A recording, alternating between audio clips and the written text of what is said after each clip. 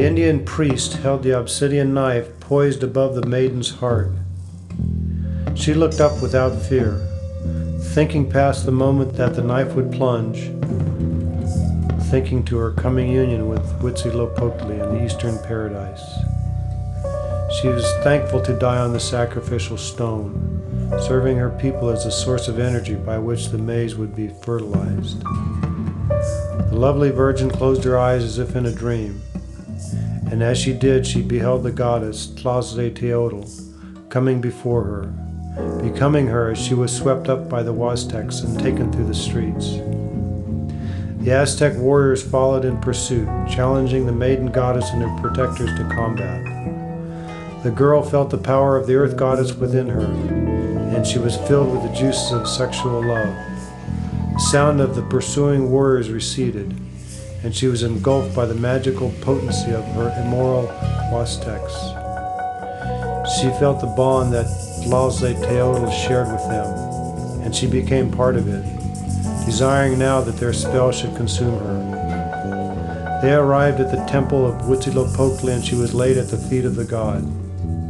The noise grew around her and reverberated to a crescendo within her. She arched her back and threw her arms outward, then fell back as the power of her consummation began to grow within her. She opened her legs as her arms stretched, and within her she felt the goddess begin to separate from her as the child of maize was fertilized. She sighed her fulfillment and opened her eyes as a black night tore through her breast to her heart.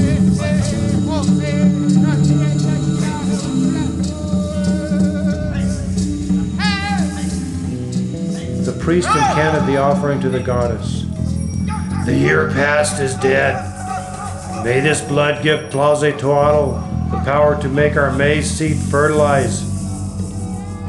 May this heart give birth to the maize of the four colors: black, yellow, red, and white. The priestly assistants approached the captive warrior, who was tied upon a board with arms and legs outstretched. They painted his face black and inscribed white circles around his eyes. Even as the stars shine this midnight, so does this mask of your face give honor to the gods in the heavens. May you ride these arrows to the land of the fallen warriors. The priest nodded, and the Aztec archers let fly their arrows. The blood flowed upon the stones, and the sacrificial fires were extinguished. With the power of their own knowledge, the priests kindled the blazes anew, and their part in the continuing cycle of the universe was completed.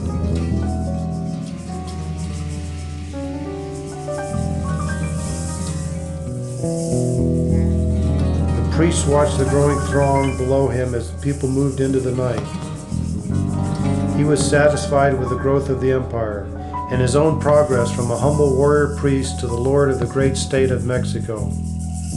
He knew that some of the conquered nations were not happy with their lot, but he also knew that his was the power to hold them subservient, and their desire for combat provided him with blood for the altar of Huitzilopochtli.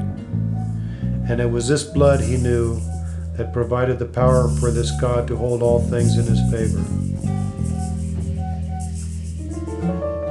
Moctezuma returned to his palace, where he traded his royal jewels and priestly garb for the simple clothes of the commoner.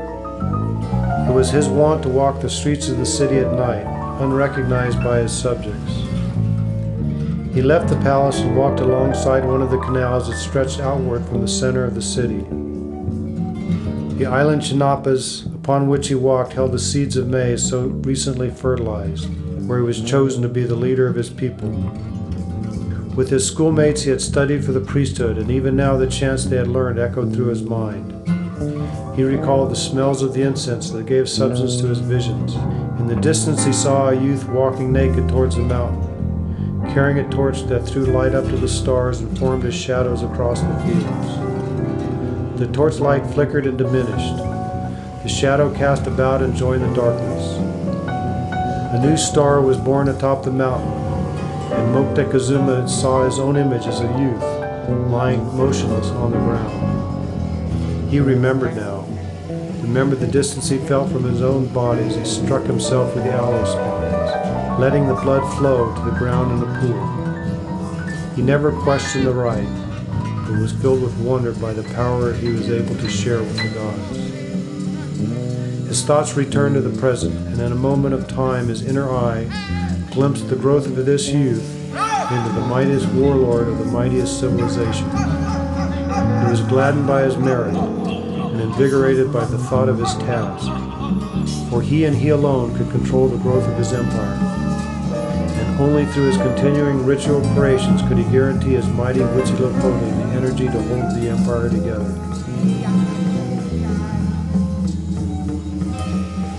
Moctezuma's heart thumped as the ground beneath him shook violently. What manner of omen was this that should accompany his thought of the mighty Huitzilopochtli? He turned back toward the palace as the water rushed across his path. Were the gods displeased?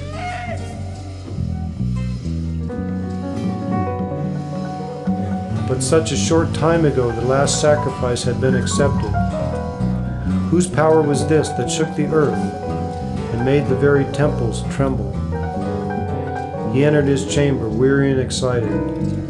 His thoughts traveled faster than he could perceive, and he lay awake till dawn. The fears of the past months returned to him. Terror grew within himself as omens past and present gave testimony to the dissolution of his empire. He was certain that the insatiable Huitzilopochtli remained their paternal deity. But what was it that prevented this powerful lord from safeguarding his people? The answers to his obsessive worries escaped him, but he was not without a course of action.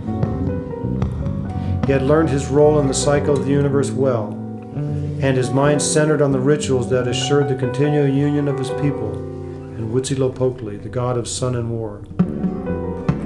He rose at dawn and called his military leaders to council. You have felt the turmoil of the gods. While the maize grows in the bosom of the earth, we must work for the strengthening of our civilization. Huitzilopochtli is hungry for the hearts and blood of our victims. There are tribes that rebel, and from them we shall extract the price the sun god requires. From our soldiers shall come the food to nourish the power that unites our land. The priest-warrior was silent. The military chieftains understood his words. He nodded and they passed from the room. The Emperor Moctezuma was satisfied that the actions he directed would enable Huitzilopochtli to maintain superiority in the battles of the gods. But in the dark corners of his mind, the power of Quetzalcoatl, the god of wind, and prophesied benign lord of the next world, continued to spread the turmoil of the gods to the lives of men.